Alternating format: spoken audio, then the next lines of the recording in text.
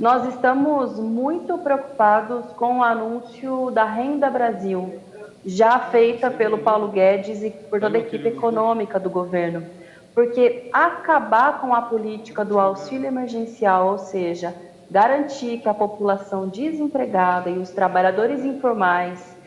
não tenham mais direito a receber os R$ 600, significa, em primeiro lugar, um impacto gigantesco na renda de milhões de brasileiros que, infelizmente, podem não ter outra opção de atividade financeira e de renda justamente porque os impactos econômicos da pandemia são muito profundos no nosso país, especialmente para esse setor da população. O setor mais pobre, esses do mercado informal e, evidentemente, para os que já estavam desempregados ou ficaram desempregados no contexto da pandemia. Mas, além de prejudicar muito as famílias e as vidas, isso também tem um impacto direto na circulação de mercadorias, na possibilidade de desenvolvimento econômico do nosso país. Portanto, nós não admitimos a redução do valor do auxílio emergencial ou dessa tal Renda Brasil, que ele quer criar uma marca, um signo, de certo, para tentar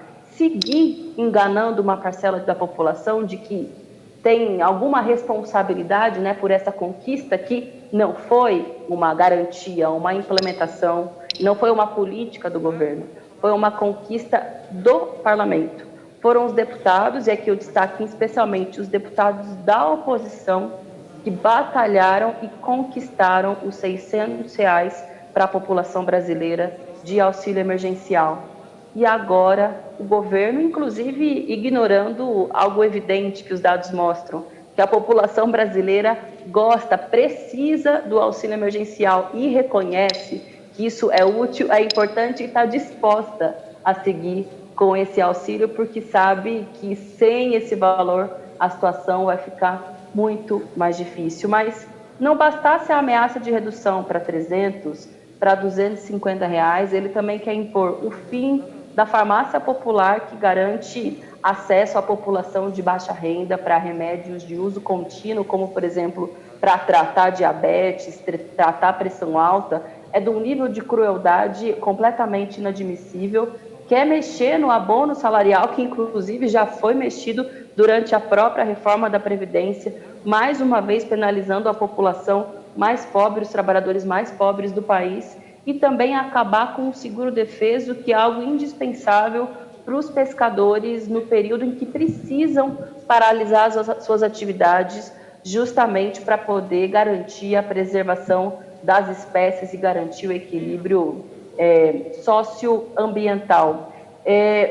Por outro lado, muitos setores da sociedade indicam e apontam que há sim possibilidade de manutenção de um auxílio ou de uma renda permanente que seja robusta e necessária para a sobrevivência e para a dignidade da população brasileira. Por isso também o PSOL protocolou o projeto de lei 1665 de 2020, logo no início do mês, justamente com uma proposta de renda permanente. Inclusive, nós lançamos um site, uma plataforma para que toda a população possa ter acesso. A nossa proposta é somar a necessidade de garantia dessa renda permanente com uma outra necessidade do Brasil, com uma dívida histórica que se tem com o povo brasileiro, que é, sim, uma reforma tributária, mas uma reforma tributária justa, solidária, que cobre do andar de cima para garantir que o andar de baixo tenha renda, com algumas sugestões,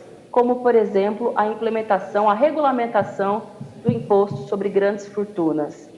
de 0,5% até 5%, ou mesmo a revogação da isenção de imposto sobre lucros e dividendos, que é uma grande aberração que ainda está no Brasil. Além disso, o aumento da contribuição social sobre o lucro líquido para 30%. Isso é uma possibilidade de financiamento do programa, ou seja, não há desculpa para dizer que não há dinheiro para garantir que a população brasileira mais pobre tenha dignidade, tenha renda. Tem como sim. Basta mexer naqueles que estão no andar de cima, que têm maior capacidade contributiva, que têm uma dívida histórica com o Brasil e agora, num contexto de pós-pandemia, podem, inclusive, ajudar com que a população mais pobre tem a condição de sobreviver. Mas o Bolsonaro e a equipe econômica, quando apontam no caminho contrário, mostram que não aprenderam nada com o contexto da pandemia, não aprenderam nada com as pesquisas de aprovação e não aprenderam nada com a pobreza, com a situação difícil